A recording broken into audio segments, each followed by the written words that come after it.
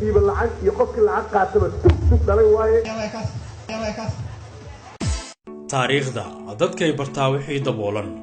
doorasho ayaa dalka Soomaaliya ka dhici doonta musharaxiin badan ayaa raba in la doorto ay dalka hogaamiyaan mid kastana ammaan iyo ballan wax qabad ayuu sheegtay qabyo ninkeeda dhameystira xasan sheekh ayaa halku dhig ka dhigtay shariifka oo soo noqdayna waxa uu ballan qaaday amni iyo horumar ma loo shalaayay mise waa laga raystay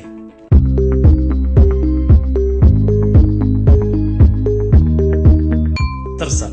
farmaajo fiqi farole cabdiraxmaan cabdishakuur cabdiwali sheekh maxamed cali ameerika iyo qaar kale oo badan musharaxiinta raba in la doorto ay dalka hogaamiyaan ayaanu dib u eegaynaa taariikhdooda hogaamineed xisaabi xilma leh baaritaan ayaanu ku samayn doonaa kuwooda hadda xilalka haya iyo kuwii hore ee xilalka soo qabtay ee raba inay soo noqdaan 6 qodob ayuu ku saleeyay madaxweyne xasan sheekh doorashadii 2012 xasilinta dalka waa qodobka koowaad ee 6 tiir ee ballanqaadkii madaxweynaha haddaba maxaa ka qabsoomay arrinka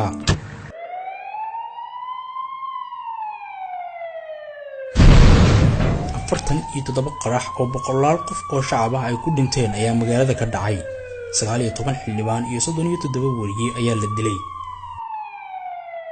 maleeshiyada al-shabaab qiyaas ahaan waa tiro ka yar 10,000 ciidamada dawladda Soomaaliya ee hubaysan waa 33,000 kuwa amisom oo iyaguna ah 22,000 taasoo isu geyntooda ka dhigaysa 55,000 askar qalabaysan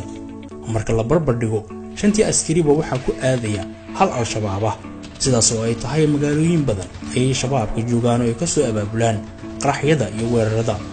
howlgallo iyo abaabulo ciidan oo dad badan ku barakaceen deegaanadaasi wali shabaabku waa joogaan kiri maxamaad madaxdiisa xamaad marka adiga waxa iska jira dhaliil xagga madaxda ah iyo mushaaraadka liita garaamaadka liita maaragtay ii sheeg waxyaabo noocaas ayaa iska jira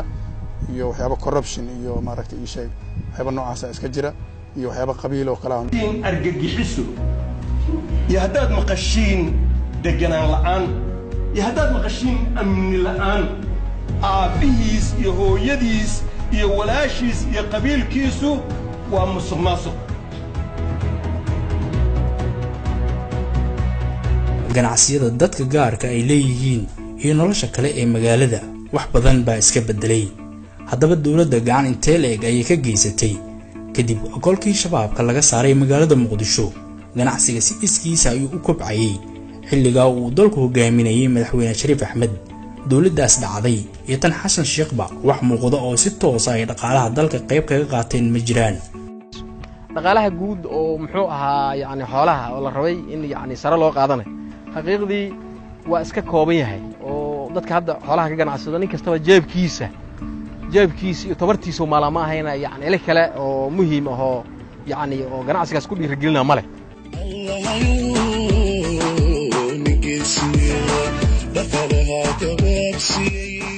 dhaqaale badan oo la lunsaday ayaa jira warbixino qaramada midoobay ay soo saartayna dhowr goor ayaa lagaga hadlay musuqmaasuqa ka jira dalka iyo sida loo maamulo lacagaha deeqaha ee dawladda soo gaara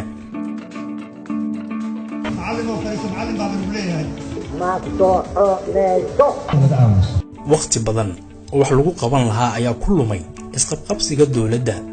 130 wasiir iyo 3 ra'iisul wasaare ayaa la bedelay 5 taliye ciidan ay nabad sugiddu yeelatay 3 goor ayaa la bedelay taliyaha xoogga dalka 5 taliye booliis ayaa la magacaabay 4 sano gudahood ayaa xilalkaasi lagu kala wareegay oo mar kastaba qof cusub uu hoos ka soo bilaabay hawsha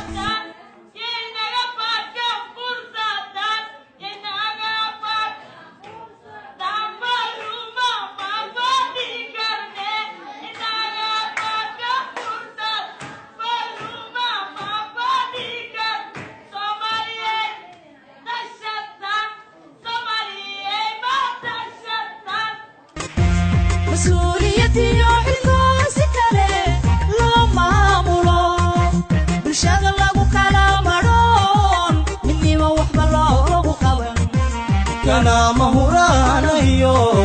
wadaha ehlo ku dhaco